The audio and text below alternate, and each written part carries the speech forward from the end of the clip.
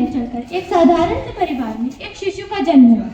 बृहस्पतिवार को जन्म लेने के कारण इस बच्चे का नाम बिरसा रखा गया। किसे पता था कि एक दिन यह बालक जंगलों में रहने वाले समाज को उनके गौरव की याद दिलाने वाला बिरसा मुंडा बनेगा।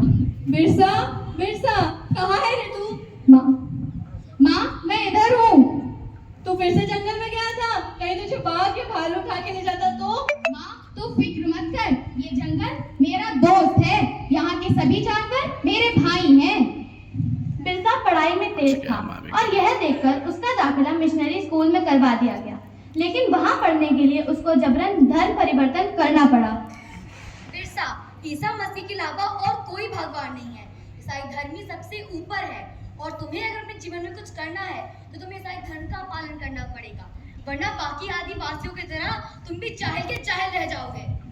जैसे जैसे बिरसा बड़ा होने लगा, वह अंग्रेजों के अत्याचारों से परिचित हुआ और समझ गया कि अंग्रेज उनसे उनके जंगल छीनना चाहते हैं और ईसाई जंगल में रहने वाले सभी हिंदुओं को ईसाई बनाना चाहते हैं। आपको हमारी मदद करनी होगी ताकि हम जबरन सभी आदिवासियों को ईसाई बना सके। जी जरूर, हम भी नहीं चाहते कि सारे वनवासियों को ईसाई में बदल दिया जाए।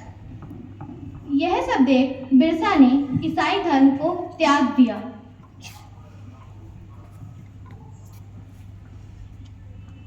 हम आदिकाल से इन जंगलों में वास करते आ रहे हैं। ये जंगल हमारे हैं।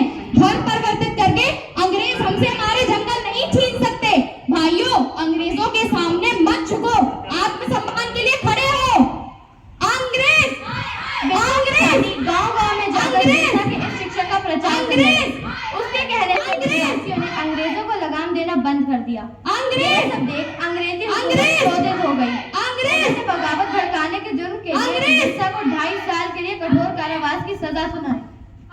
लेकिन बिरसा का आंदोलन रुकने वाला नहीं था। न वनवासियों ने लगाम दिया, न बेगारी की। बिरसा के छूटने पर सारे वनवासी उसके गांव में इकट्ठा हो गए। बिरसा की क्रांति की पुकार से सिंह भूमि और रांची के जंगल गूंज उठे। भाइयों, अब वक्त आ गया है जब हम अपनी जमीनें अंग्रेजों से वापस लेंगे और एक नए युग का आरंभ करेंगे। हम इस धरती के पुत्र हैं और यहाँ सिर्फ हमारा राज होगा। बिरसा गांव-गांव घूमकर अंग्रेजों के खिलाफ मोर्चा बढ़ाने लगा। बिरसा के अनुयायी तीर कमान से लड़कर भी अंग्रेजों की बंदूकों पर भारी पड़ने लगे। वो जंगल से आते और अंग्रेजों को मारकर गायब हो जाते।